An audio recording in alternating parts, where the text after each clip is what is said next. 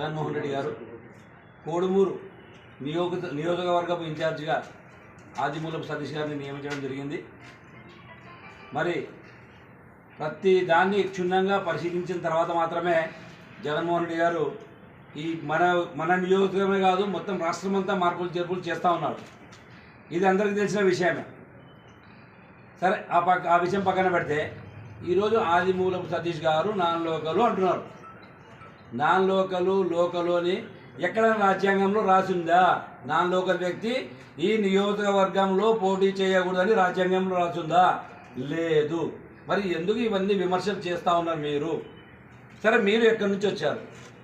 అయ్యా ఎమ్మెల్యే సుధాకర్ గారు, నిన్ను నమ్మిన బంటులు అంటే నీకు వాళ్ళు నాయకులు. ఆ నాయకులు ఎక్కడి నుంచి వచ్చినారు? నువ్వు ఎక్కడి నుంచి వచ్చినావు? పోయిన ఎలక్షన్స్లో నువ్వు గెలిచింది హర్షవర్ధన్ రెడ్డి బొమ్మ పెట్టుకొని కాదా? నేను అడుగుతున్నా ఈ సభాముఖంగా మీకు.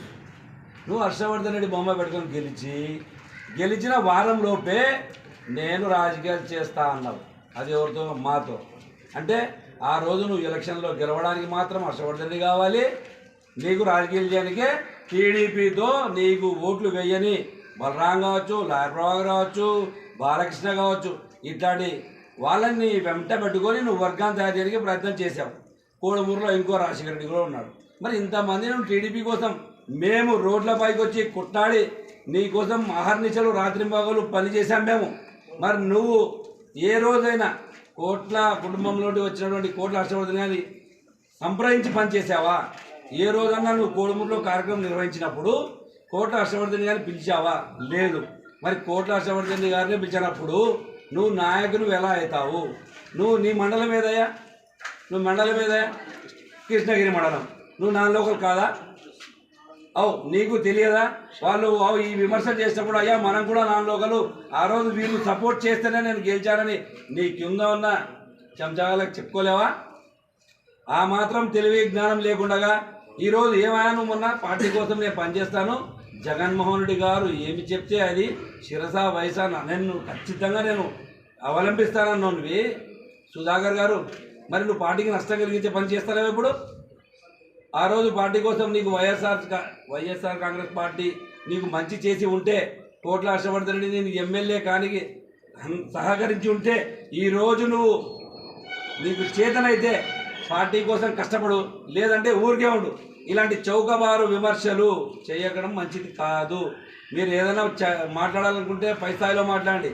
ఇలాంటి తెలుగుదేశం పార్టీలోంచి వచ్చి వైఎస్ఆర్ కాంగ్రెస్ పార్టీ మాది జెండా మోస్తున్నామని చెప్పుకునే ఇలాంటి వాళ్ళతో మాట్లాడడం మర్యాద కాదు, నీకు కూడా పద్ధతి కాదు. నువ్వు ఈరోజు వైఎస్ఆర్ కాంగ్రెస్ పార్టీ వల్లనే నువ్వు మాత్రం ఎమ్మెల్యే అయినావు, లేకుంటే కనీసం వార్డు మెంబర్ కూడా కాలేవు. నువ్వు వార్డు మెంబర్ కూడా కాలేవు.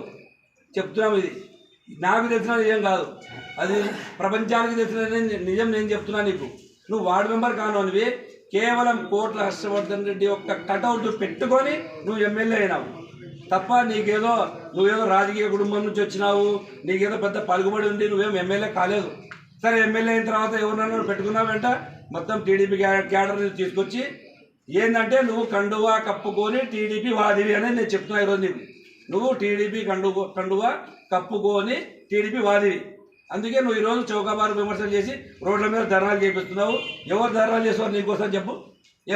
రాజశేఖర రెడ్డి చనిపోయినప్పుడు 600 మంది చనిపోయారు. నీకు సీట్ రాకుండా ఎవడో చనిపోతున్నావు ఎడా?